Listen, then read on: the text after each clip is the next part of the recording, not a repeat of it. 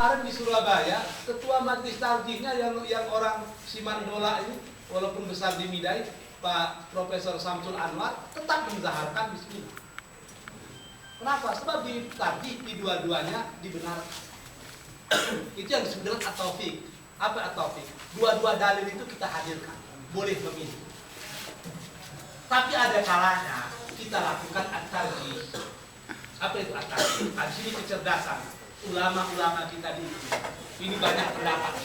So, agar terjadi kesatuan dan kepaduan, mana yang harus kita pilih? Memilihkannya bukan berdasarkan hawa nafsu, tapi berdasarkan ijtihad jama'i kita, mana yang lebih dekat dengan Al-Quran dan Sunnah.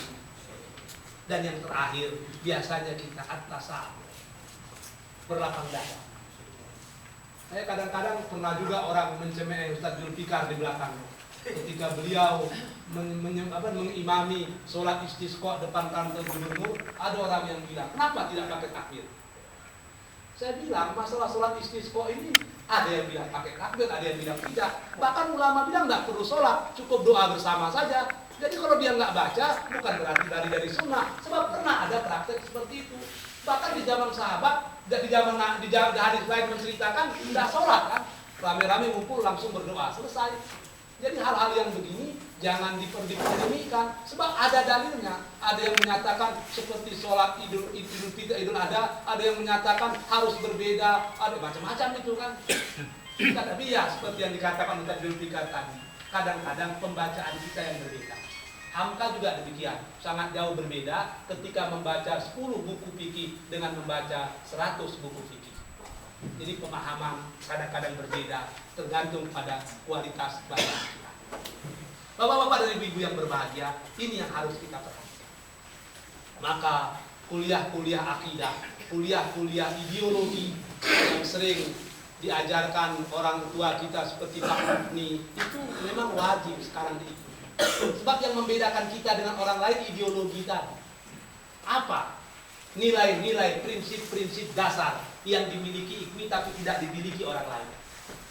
Kalau orang lain menyatakan yang penting Ustadz itu terima amplop, IKMI bilang tidak.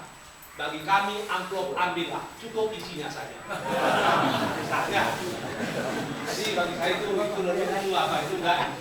Arti maksudnya ada konsep ideologi yang jelas. Saya ingin menjelaskan yang terakhir. IKMI tidak boleh putus dari sejarah. Kita punya jalan tol sejarah yang tidak boleh dikaburkan.